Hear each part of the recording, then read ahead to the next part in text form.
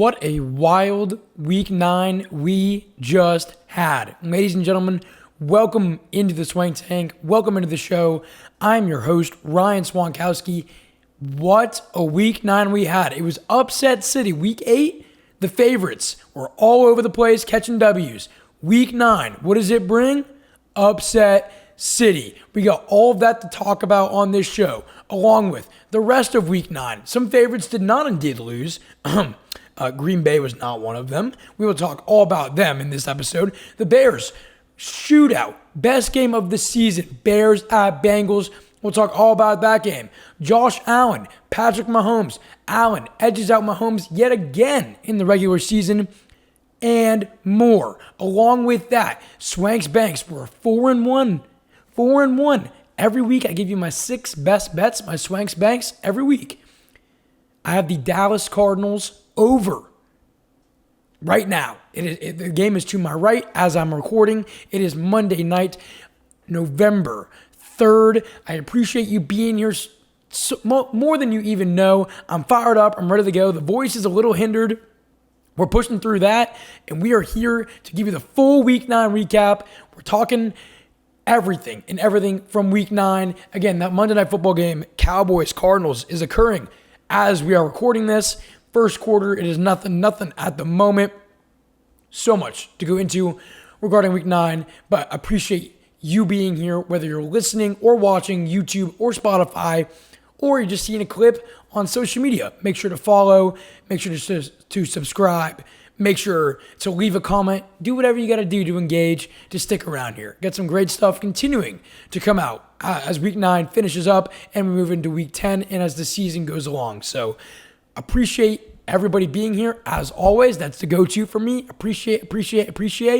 And without further ado, let's dive into how I did in straight up picks for Week 9 and diving into the first game of Week 9, which was Ravens and Dolphins. Let's do it.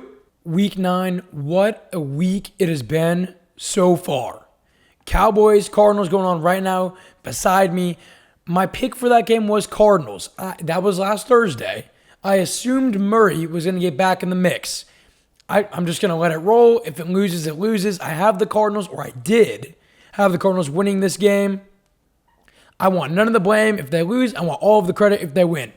That's how things work around here. Absolutely kidding. We take full accountability for that pick, even though I did expect Murray to play. It's Brissett. You never know. This is the NFL, as Week 9 showed us. You never know in the NFL. Maybe the Cardinals get it done. We'll have to see there. But our record for straight up winners on the season has moved to 85-49. We went 7-6 so far in Week 9. That is our worst week on straight up picks. But phenomenal week of DFS, phenomenal week for Swank's Banks. Some good, very good predictions. You're not always going to get them right. We're keeping our head up on straight up picks. 85-49. Not bad. Not bad at all. Let's see if the Cardinals can get that 85-86. We'll see. Let's now talk about the first game from the Week 9 NFL slate. The Ravens move to 3-5. Dolphins fall to 2-7. Ravens on the road, blowout win, defeat the Dolphins 28-6. Lamar Jackson, 204 yards and 4 touchdowns in this game. Tua, 261 passing yards and 1 interception. So I chose the Ravens to win this game. But I will tell you this. I'll put my hand up.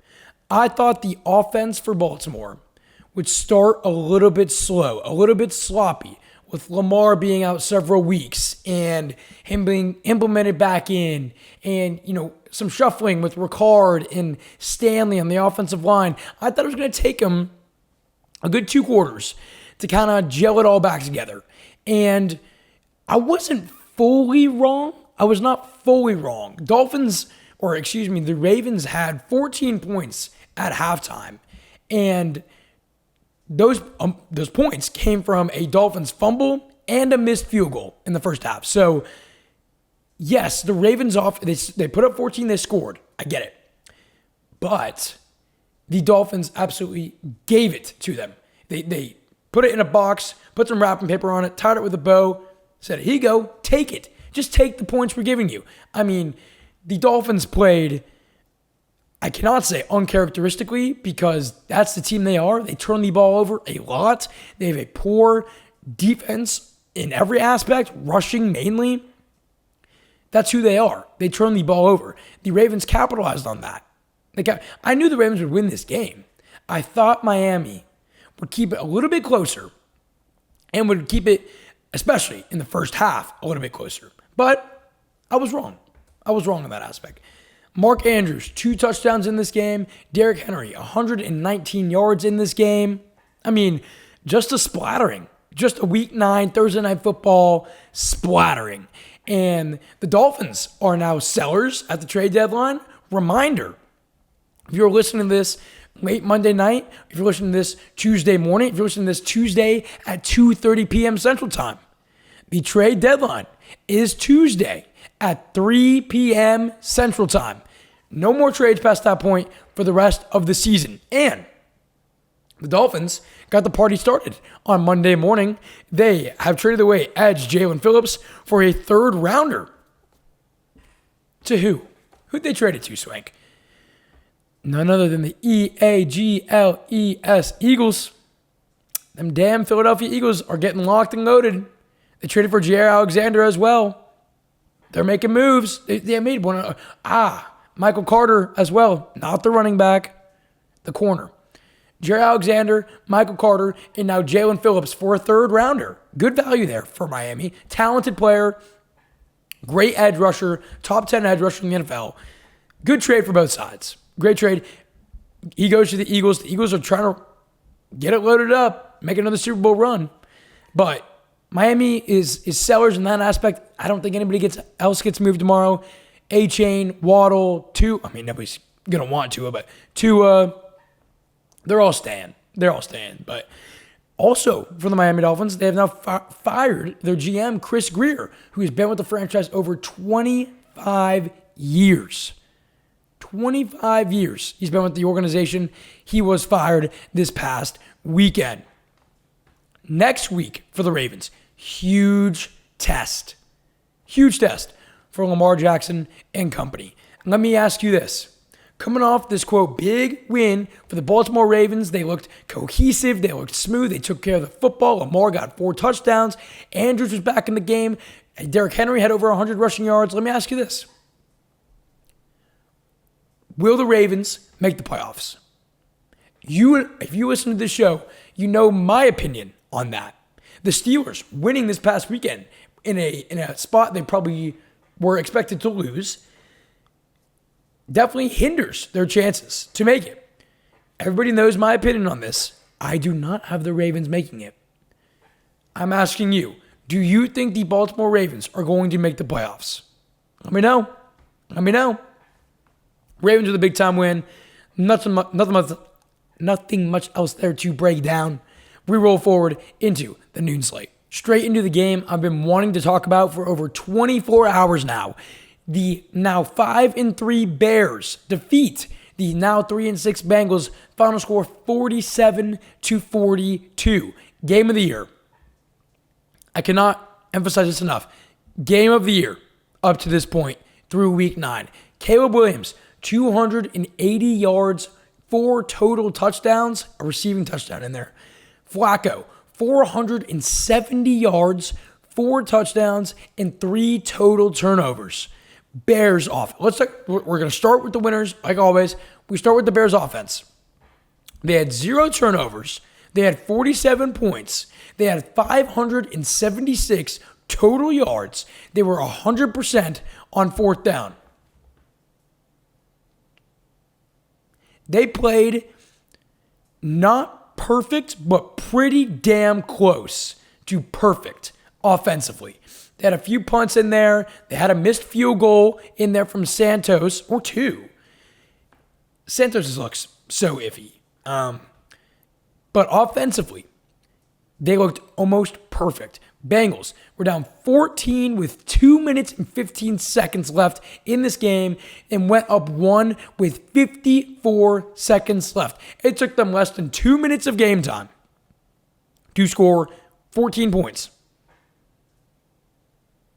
At 15 points, they got a 2-point conversion and then tutty extra point. The grit from this Bengals offense, who has looked top 5 ever since Joe Flacco has made an appearance there in Cincinnati. Credit to them. Before I discuss the locker room after the game, let's keep going. They take the lead with 54 seconds left. Then, Colston Loveland, rookie tight end, for the win, 58-yard touchdown strike from Caleb Williams. That's all she wrote. This was absolute cinema. Bengals get the touchdown off after the Bears have the punt. They go for 2. They get it, onside kick, off the knee. They recover 5 plays later, whatever it was, go down, touchdown, bang, take the lead. Oh my God, the Bears are about to blow this game. They're about to lose this game. Colston Loveland over the middle, slices up that Bengals defense even more than they have been getting all day. There's no more slices to be had. They're fully cut. Now they're fully cooked. The Bengals fall to the Bears. Insanity.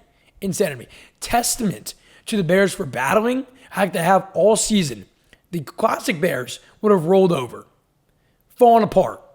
They fell apart, but the pieces were put back together with 54 seconds left in this game.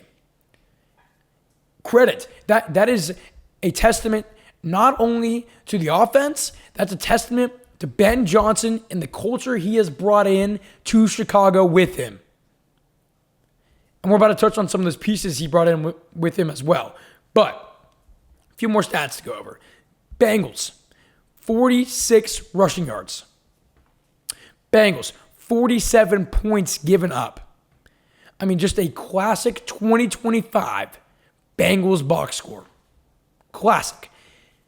Let's go over something I wanted to touch on this episode that I've been thinking about for, like I mentioned, over 24 hours. The Bears pros versus the Bengals cons. The Bears. They bring in Ben Johnson in the offseason to take over the reins. Phenomenal hiring. We all knew it would be phenomenal hiring. He's got the Bears at a 5-3 spot, fighting for a chance to make the NFC playoffs. Zacchaeus, brought in the offseason, has been a phenomenal wide receiver 3 and a great option for Caleb. They've had instant chemistry from week 1 this season. Thuney and Jackson on the offensive line. Big-time offensive line pieces brought in during the offseason from Ben Johnson and from Ryan Poles. You flip it. Look at what the Bears' biggest issue going into the 2025 season was offensive line. You go and get the 2 guys I just mentioned, Jackson and Thuney. Is it Thuney or Thuney? I always mix that one up. You go and get those 2 pieces along with Zacchaeus, who's been phenomenal wide receiver 3, providing depth. And you have seen their instant impact from week 1. The Bengals, you knew the biggest weakness for the Bengals was defense going into 2025. Not just the secondary, also the defensive front. Really all aspects of that defense. What do? This offseason, they decided to go spend $85 million a year on T. Higgins and Jamar Chase. Okay. And then they draft Shamar Stewart from A&M, who then held out for several months, and it is very apparent that he missed a lot of training camp because he has, let me check my notes, in 5 games, he has 6 total tackles. No sacks. No nothing. First-round pick, Shamar Stewart, who was supposed to come in and help this Bengals defense that was very poor last year, has 5 games played with 6 total tackles. No sacks. Hey, Shamar, I know it's not fully your fault because you deserved guaranteed money, so let's just maybe change this to the entire Bengals organization, calling them out. How about next time you pay your first-round pick so your first-round pick can get on the frickin' practice field and put up some reps? Alongside that, they go and draft, Knight at linebacker. What did they do in the secondary? Nothing. They did nothing to the secondary. There was nobody new in that secondary. There was not a new piece in that secondary that didn't start last year or was at least on the team last year. Nobody knew. The secondary is the exact same. And they get 47 hung on them. My point is, the Bears in the offseason made the absolute correct moves, and you could see the vision. Offensive line was the big pieces that needed to be addressed. They go and get those pieces.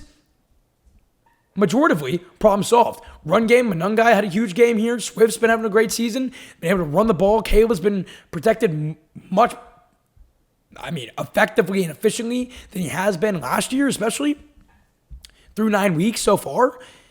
You look at the Bengals, you knew they needed defense. What did they not address? Defense. What has been their biggest weakness? Clearly, this season, defense. The Bengals are a dysfunctional organization right now. That's what this game showed. Because you knew you needed the defensive pieces at least to be a little bit revamped. It doesn't got to be some top 10 defense. It can't be bottom, 1. They're the worst defense statistically in the NFL. Bears did their job in the offseason. Look at the result. Bengals did not. I understand Burrow's out. This is a defensive topic. Great win for the Bears. Much needed win. They moved to 5-3. And we keep moving. The Minnesota Vikings go into Detroit and move to 4-4. Lions fall to 5-3. Vikings win 27-24. Second biggest upset of the week here. J.J. McCarthy, 143 yards and 3 total touchdowns. Jared Goff, 284 yards and 2 touchdowns here. Wow. I don't think anybody saw this one coming. Lions off a bye in their own building. McCarthy making his first start since, I believe, very early, September, almost 2 months for McCarthy. And he goes in there, drops 3 total tutties, and beats the Detroit Lions. Big note for this game. David Montgomery and Jahmyr Gibbs combined for 65 rushing yards, 1 touchdown, and 1 fumble. Combined rushing yards, 65. That's it. Lions, 5 of 17 on third down. The Brian Flores and the Minnesota Vikings have been very interesting this year. We talked a lot about Minnesota last week and how they've been inconsistent in all aspects.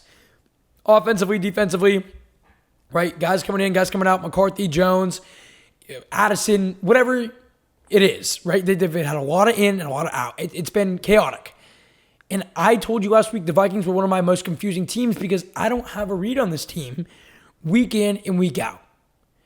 If J.J. McCarthy cannot turn the ball over and play like he did today, the Minnesota Vikings can somehow make the playoffs.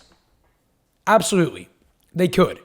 And Brian Flores had these guys ready to freaking go. You would expect it to be flipped with the Lions coming off the bye. Flores had these guys ready. They had a longer week because they had Thursday Night Football the week before to game plan. And you hold Gibbs and Montgomery to 65 rushing yards, you're going to win that game. And here's why. In the Lions' 3 losses, Jahmyr Gibbs has 109 total rushing yards. Total rushing yards for Jahmyr Gibbs. In the Lions' 3 losses. He is the backbone of that offense. That's what the Lions have proven this season in their losses. That Jahmyr Gibbs, if he doesn't get going, if they can't utilize Jahmyr how they want to, efficiently, effectively giving them 20, 25 plus touches a game, they're going to lose the game. Even with Laporta, even with Amon-Ra, even with Jameson Williams, even with David Montgomery, even with a very solid passer in Jared Goff. The Lions this season, when Jahmyr Gibbs is held to a very low number of rushing yards, lose the game. What does that tell you? Jahmyr Gibbs is the Lions' offense. Even with the other pieces, even with those other pieces being phenomenal players, the 2025 Lions rely on Jahmyr Gibbs to succeed. Interesting to note as we move along the season.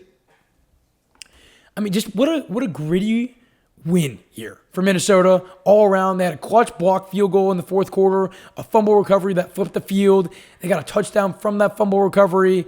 McCarthy just makes his team dynamic. You got to give Minnesota credit. Kevin O'Connell doing what he does best, turning interesting situations into positive outcomes. That's what Kevin O'Connell does.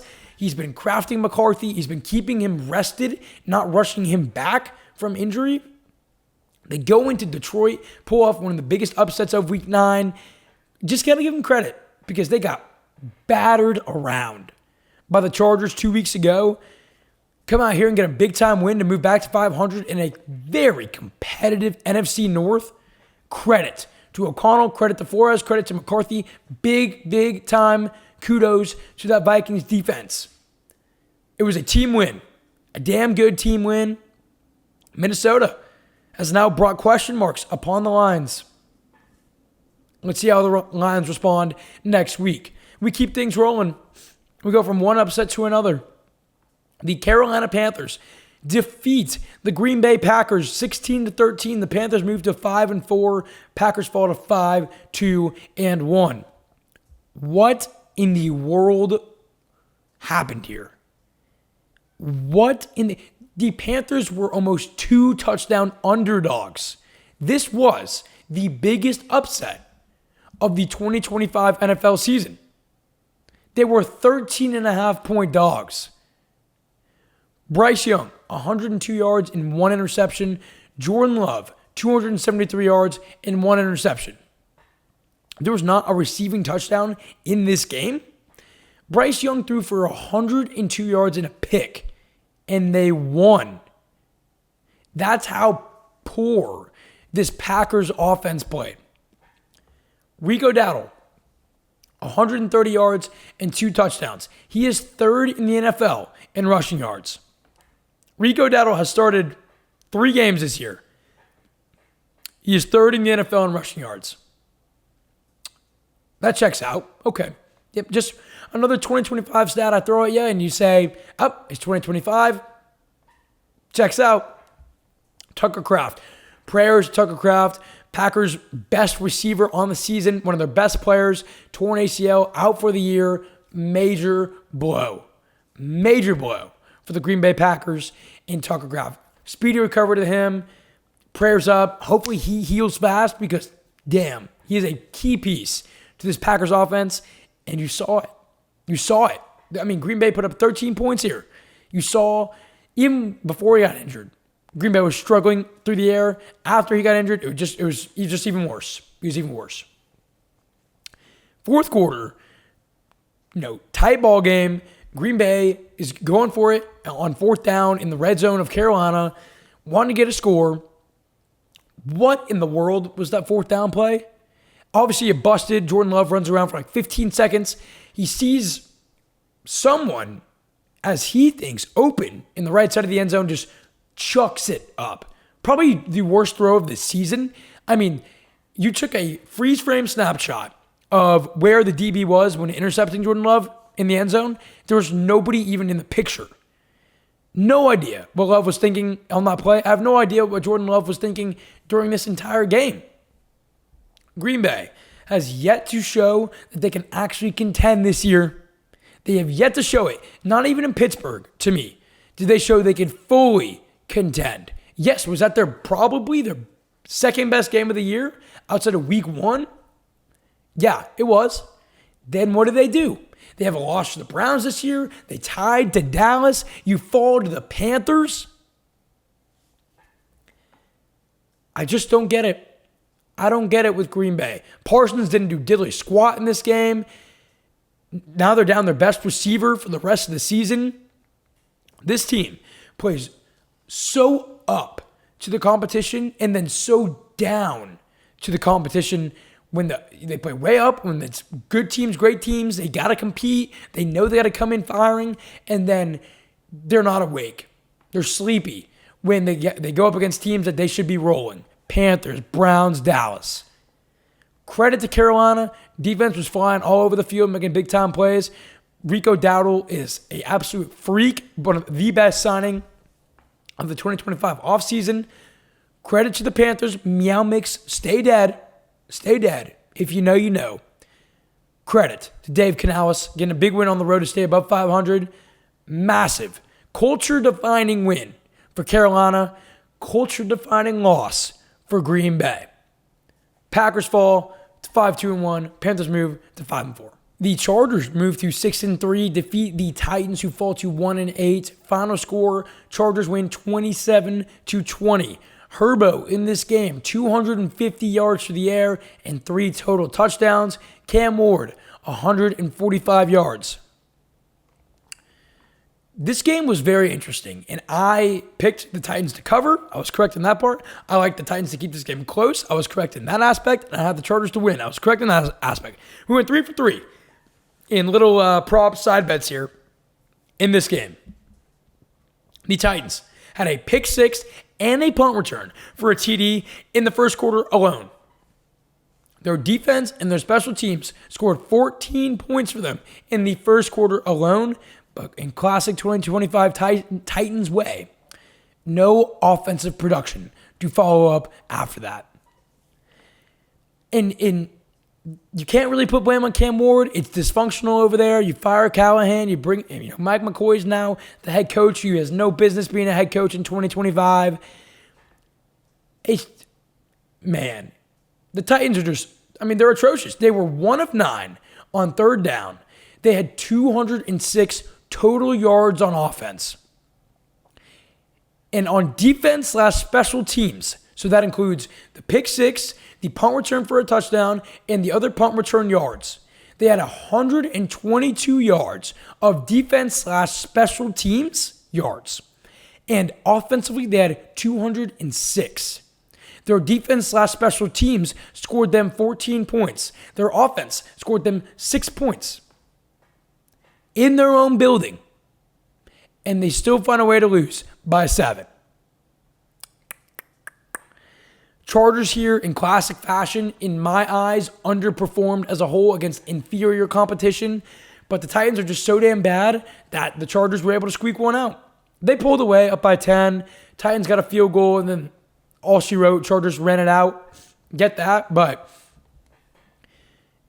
Chargers are in some trouble. To me, the Chargers are in some trouble. They won this game. They won by 7.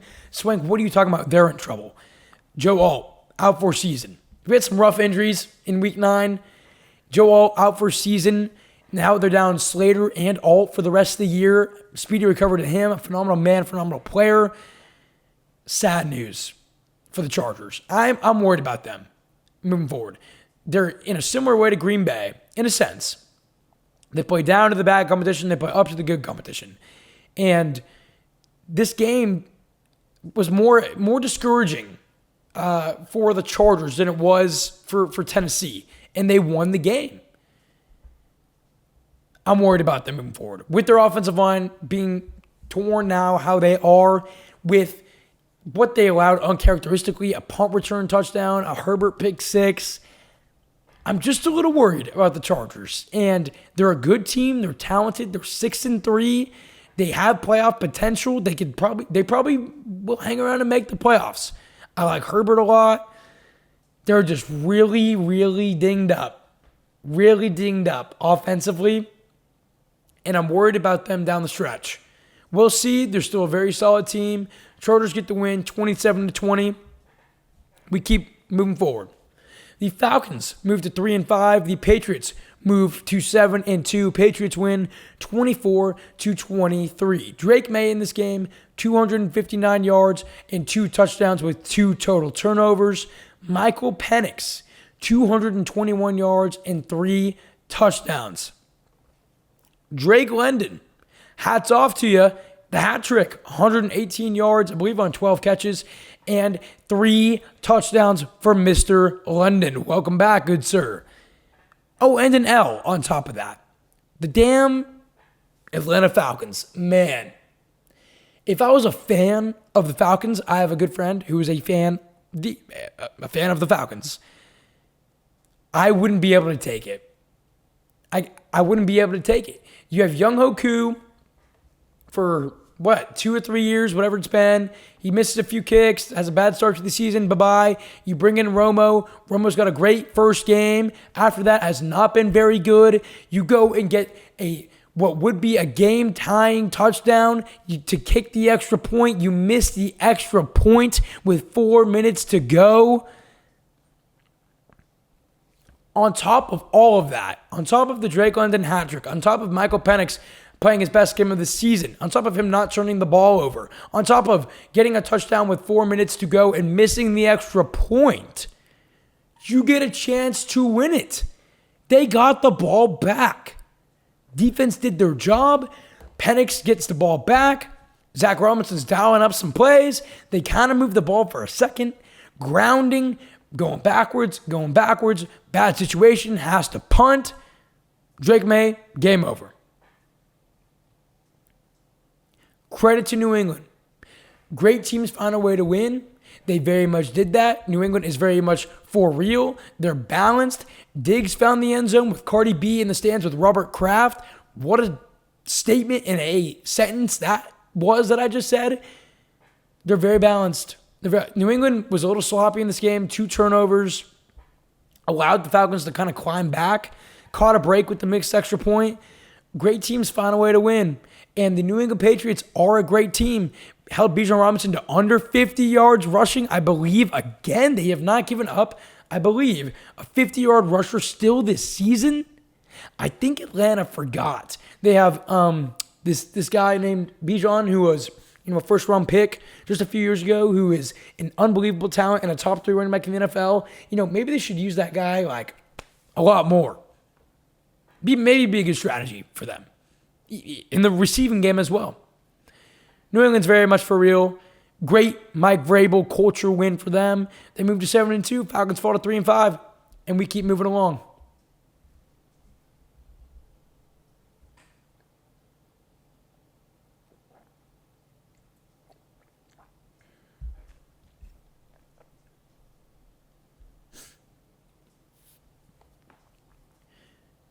The 49ers get the win. They move to 6-3. The Giants fall to 2-7. 49ers win 34-24. I called this one very well. Very, very well. I was wrong with Atlanta. I had Atlanta getting the upset. Hand up. We take accountability here. I was wrong. Did they lose by 1 in a classic Atlanta Falcons fashion? Yes, I did. But I was still wrong. Mac Jones in this game. Brock Purdy seemingly does not want to play football. He continues to be out. Mac Jones, 235 yards and 2 touchdowns and 1 interception. Jackson Dart, 191 yards and 3 total touchdowns, no picks. Wow. You got to feel for the Giants. You have to feel for the Giants. Outside of Theo Johnson, who I love. I love Theo. I knew when Dart started making his first and second start that Theo would kind of be his guy. Tight ends typically mesh well with first year or rookie quarterbacks because, when their first read, second read's not there, who do you check down to? Tight end. Who runs the simpler routes, 5-yard outs, little hooks in the middle of the field? Tight ends. Young buck, Penn State kid, Theo Johnson. I knew he'd mesh well with Jackson Dart. They got great chemistry. Outside of Theo Johnson, there was nobody there to help Jackson Dart whatsoever. Wendell Robinson's a serviceable wide receiver 3. Darius Slayton is old as hell and can't really do much anymore. Tyrone Tracy is horrible.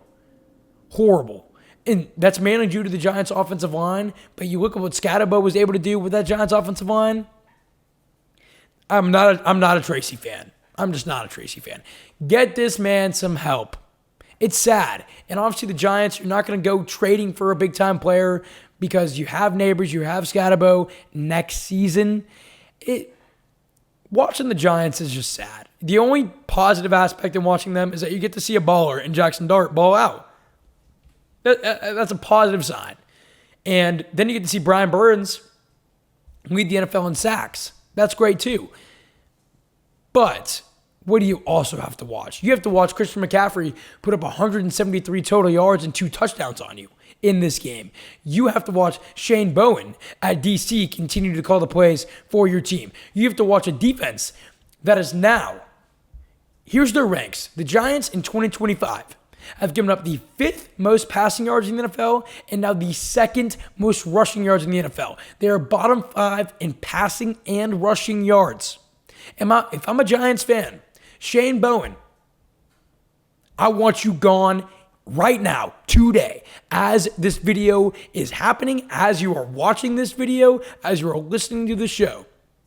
If I'm a Giants fan, I want Shane Bowen out the freaking building as I'm speaking. I think it takes one more bad week and he's fired. Personal opinion. This game was enough to probably get him fired. If he keeps stacking defensive performances like this, he's gone. He's gone. Time to pack it up, champ. Yeah, not even champ. Just time to freaking pack it up. Shanahan, by the way, needs to be the coach of the year, and that needs to be more talked about. Given all the injuries they've dealt with, they moved to 6-3. They got a nice win and the cover. Easy money there for me. And the cover on the road against a Giants team that, yes, is not strong record-wise, but has Dart and Burns. He needs to be talked about more. And for Coach of the Year conversations, I'm sure he is. I just haven't seen it. I need to hear it more. Shanahan is the man. 49ers are rolling. They moved to 6-3. Maybe Purdy's back next week. As long as they got McCaffrey, Kittle, they can compete and win any single game. 49ers move to 6-3. Giants fall to 2-7. The Indianapolis Colts fall to 7-2. The Steelers move to 5-3. Steelers win 27-20.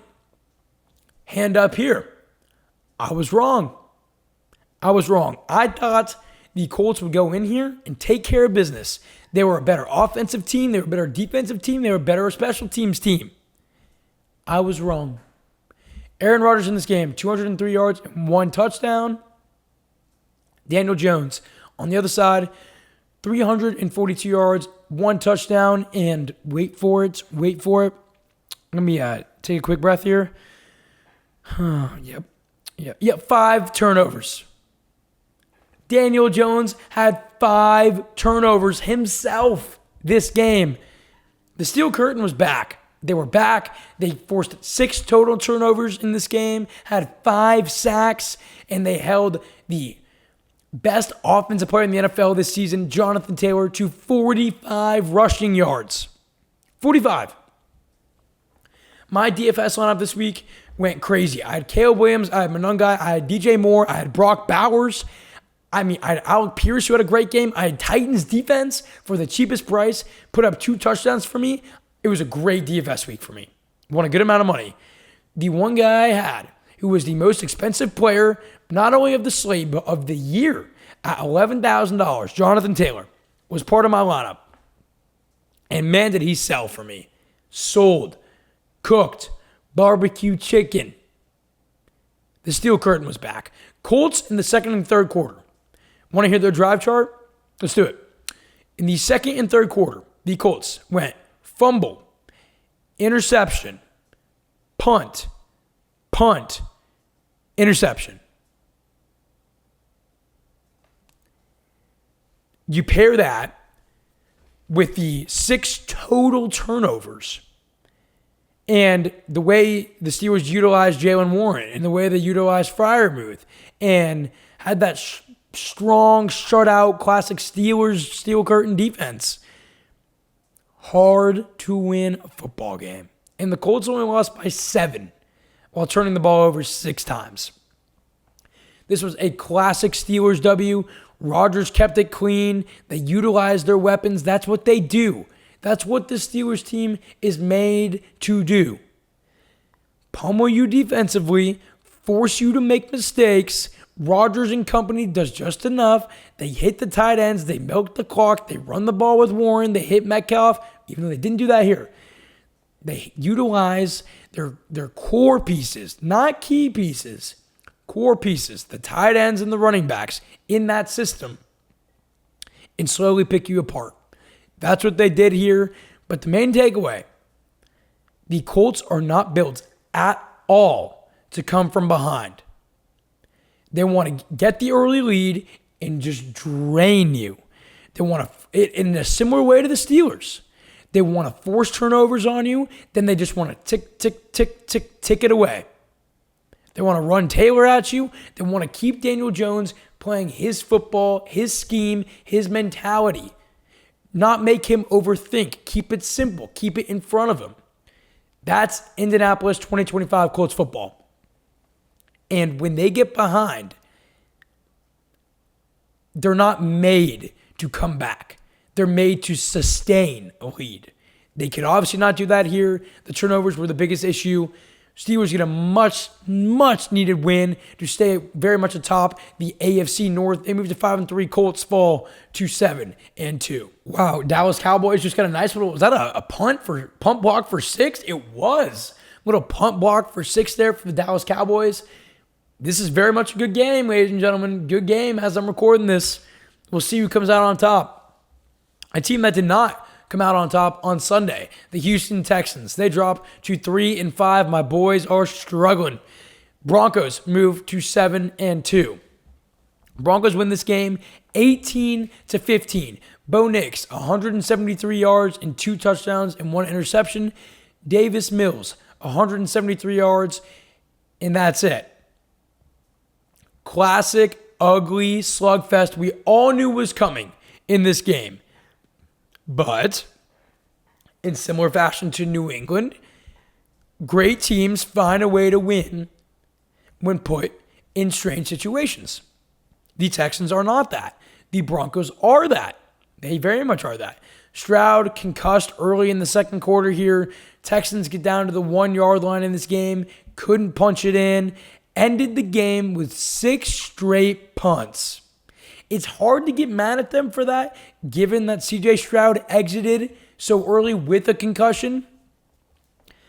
You can't end the game on 6 straight punts. Give me a freaking downs in there before I see 6 straight punts.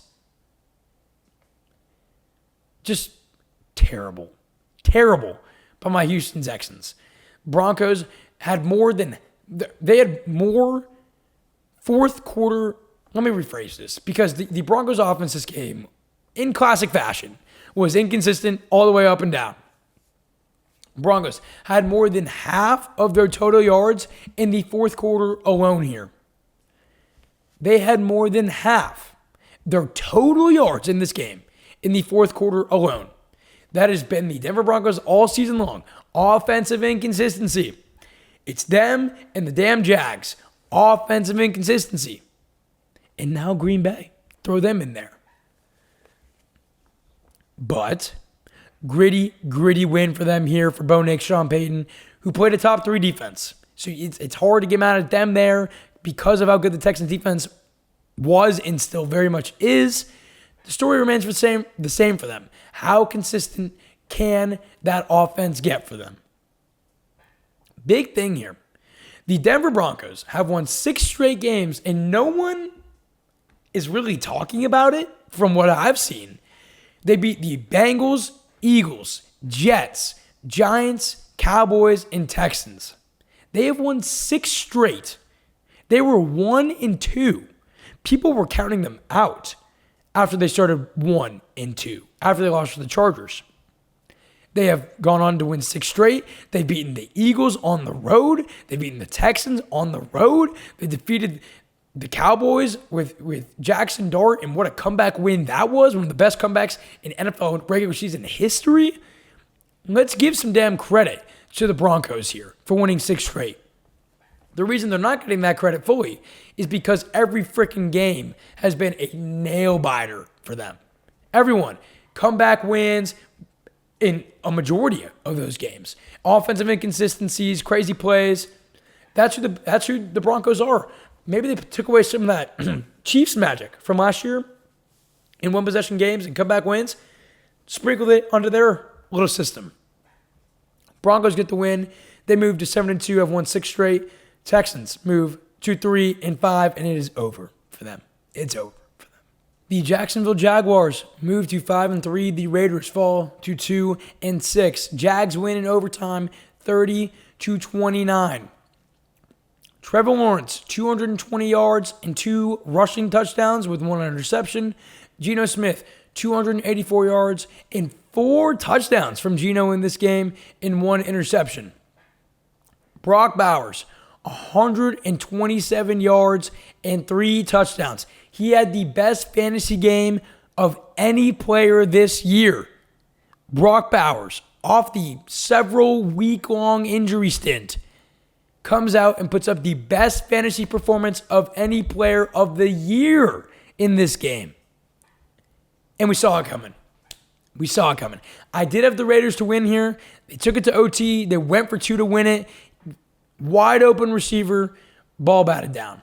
Credit to the Jags there for that. But we had Brock Bowers going crazy in this game. We had him in DFS. We knew it. We saw that one coming. Feels good to get that one right. The Jags in this game had 43 minutes time of possession, held Gentry to 42 rushing yards. 43 minutes time of possession in a 60-minute football game.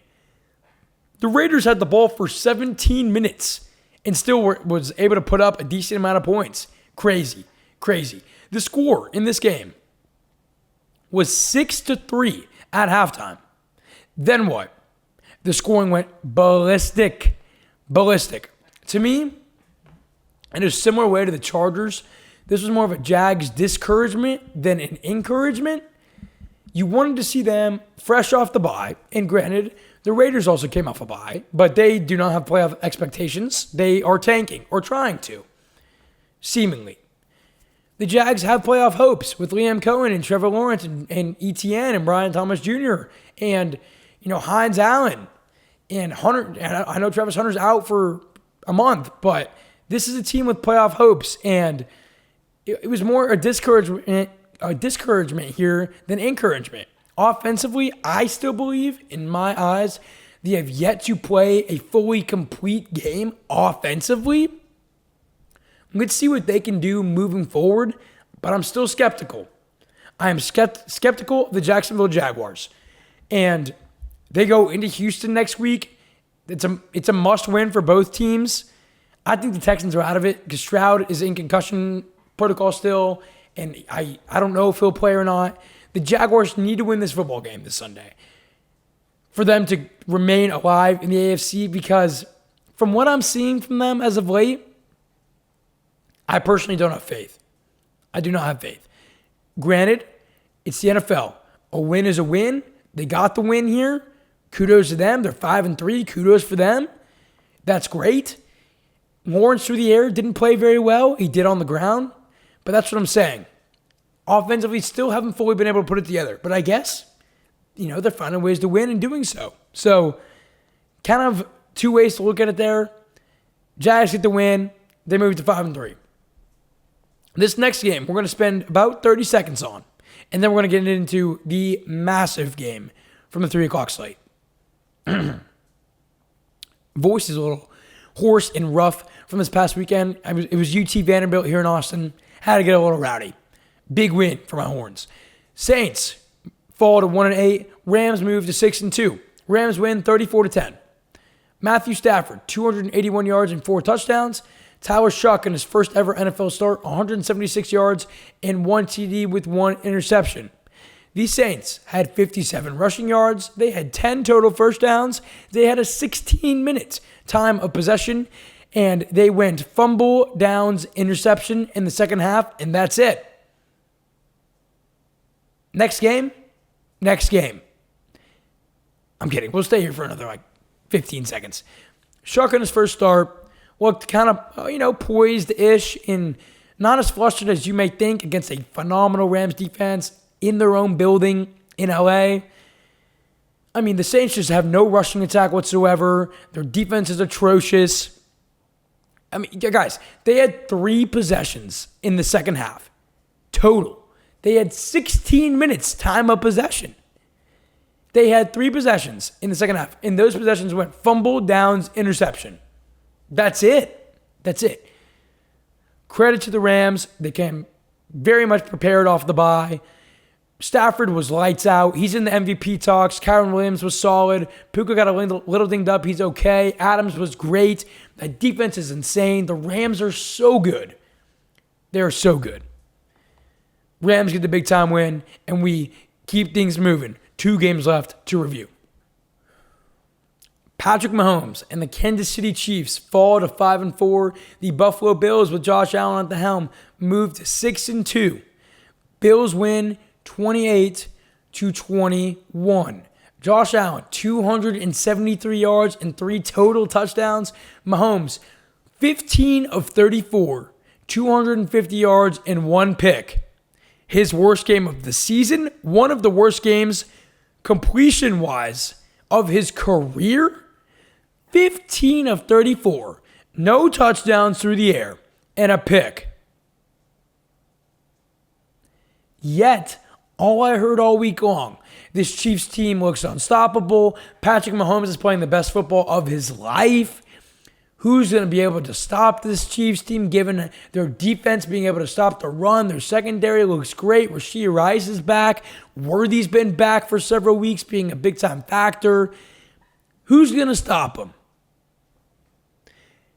That was what seemingly everybody else was saying. Not here at the Swank Tank.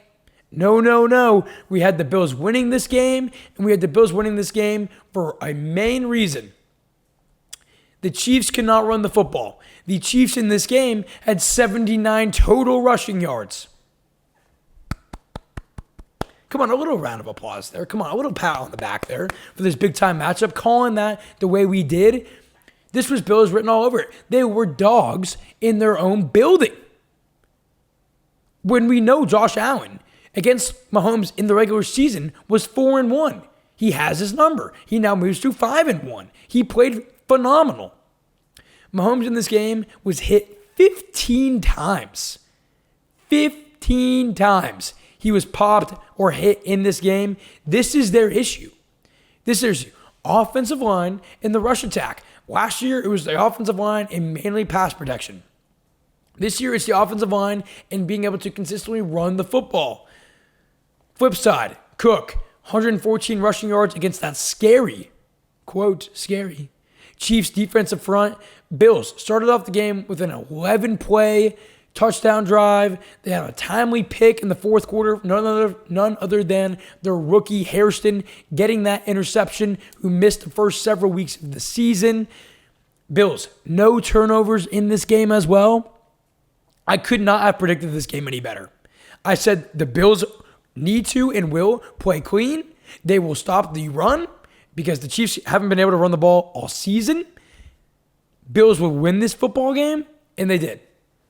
Beautiful, beautiful. And we all thought, by the way, that when the kick, that field goal was doinked, that it was going to overtime.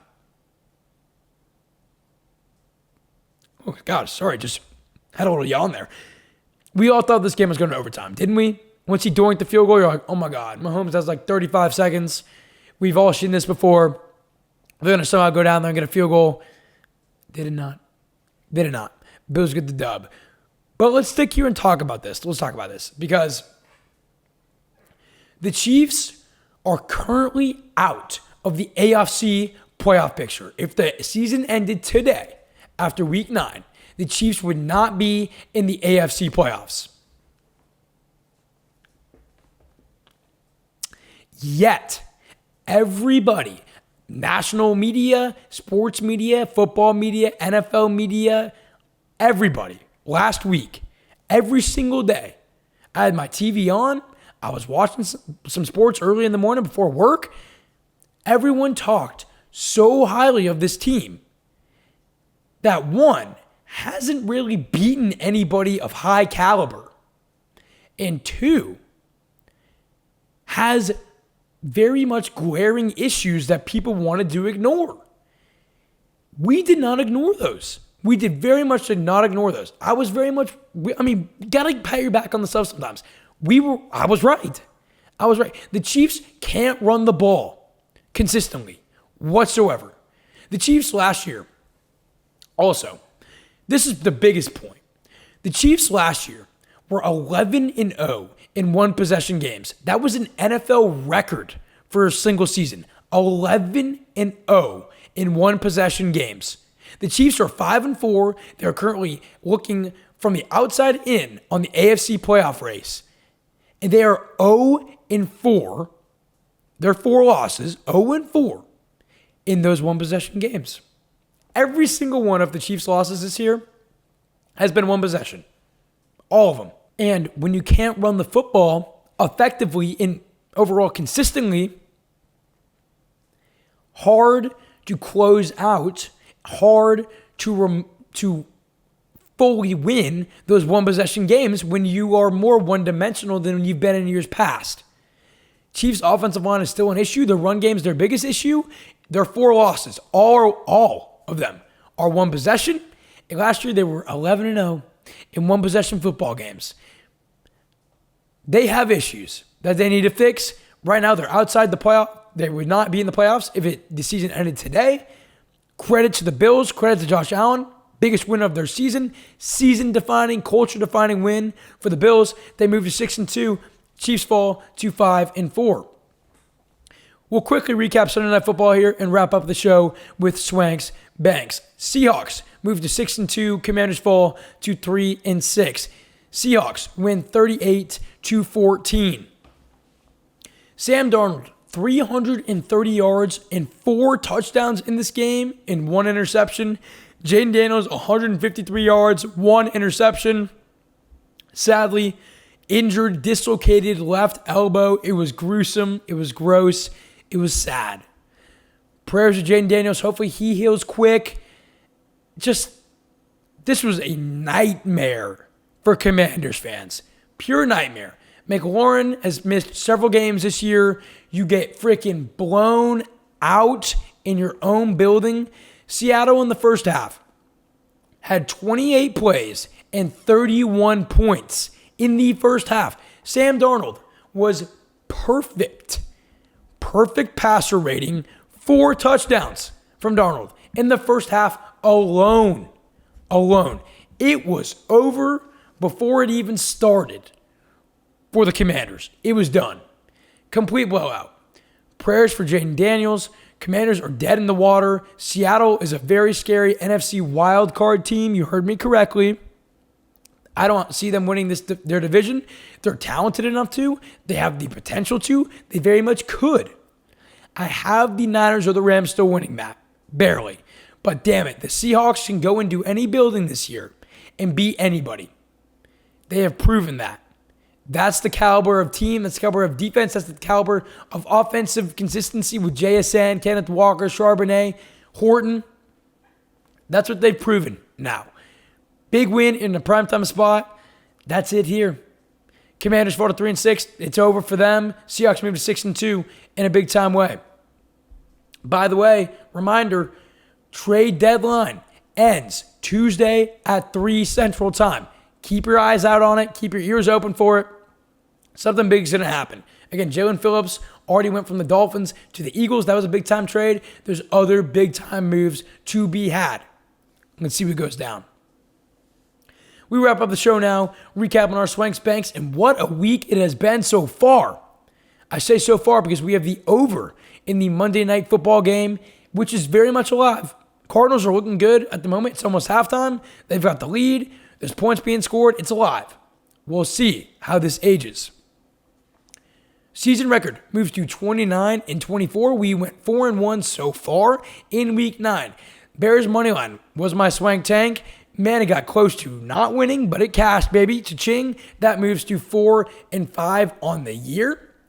49ers minus 2.5. Easiest money in my life. Raiders moneyline, so close. So close to making us 5-0 so far through week 9. Titans plus 9. It got dicey there. They got it done. Bills money line, never a doubt for me there. 4-1 so far in week 9, 29-24. Anything above 500 we take for our bets this season for sure. Let's keep climbing. Let's keep going. Let's hope this Cardinals game somehow gets to the over. Very much could. And that is going to wrap up this edition of the Swank Tank, episode 20. If you have made it all the way through, I greatly appreciate you and thank you very much. Go and hit up all the socials and follow there. TikTok, Instagram at The Swank Tank, YouTube at The Swank Tank. We're posting on Shorts, TikToks, Instagrams, Twitters, anywhere you get your content. We're locked and loaded, posting on all of those platforms. Go and leave a follow, a subscribe, a comment. Engage however you will, because I appreciate it and I love it. So enjoy the start to your week. We got a great week 10 coming up. It was a great week 9 for us here at The Swank Tank. Have a great Monday night, a great Tuesday, a great Wednesday. Whenever you're watching, whenever you're listening, enjoy the start to your week, and we will see you Thursday morning. Have a good one.